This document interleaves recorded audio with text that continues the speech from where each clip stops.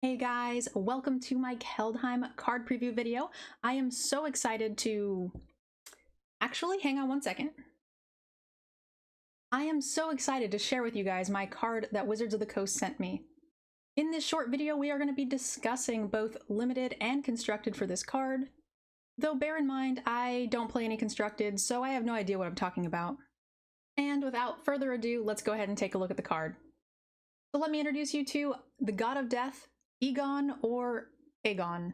So let's go ahead and take a look at our card. We have a 3 CMC black legendary creature that has Death Touch and forces you to exile 2 cards out of your graveyard each turn, otherwise you sacrifice it and draw a card. It's also a 6/6 creature, which is really huge. So because of this text box, I feel like you're not going to be casting this card on 3 in limited, so it being a 3-mana 6/6 is kind of irrelevant, except for the fact in late game you can actually produce 2 cards to extend your board, or maybe even play the creature and remove something. So the mana cost will come in handy, but not as a 3-drop curve filler specifically. I also think Death Touch is kind of a strange keyword to have on a 6/6 body, because most likely anything it runs into is going to be dead anyway.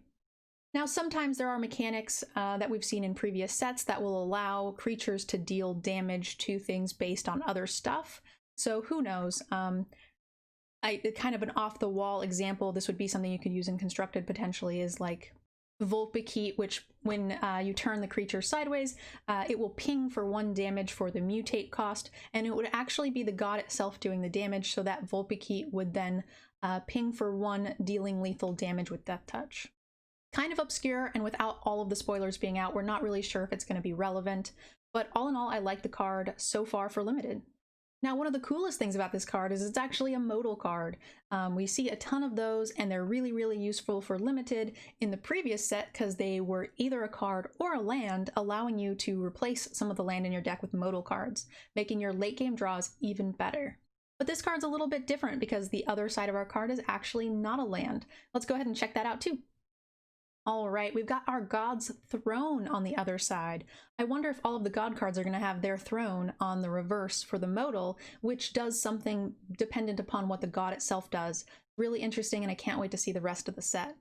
All right, so God of Death mills a card every upkeep, and for 3 mana allows you to exile a creature out of your graveyard to draw a card.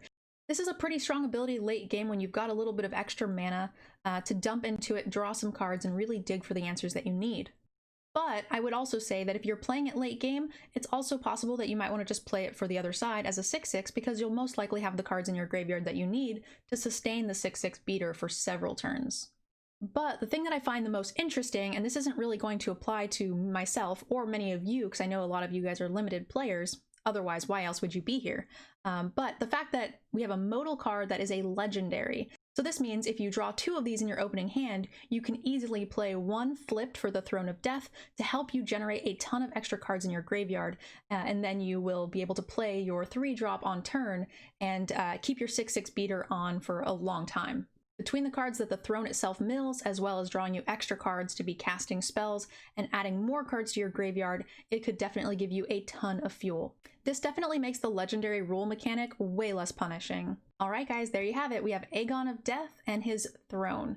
If you guys would like to leave me some comments down below with your thoughts, I would love to see them. In our next video, we'll be checking out the Kaldheim Mastery Pass for MTG Arena and breaking down all of the different value that you guys can find in it and decide whether or not it's worth purchasing.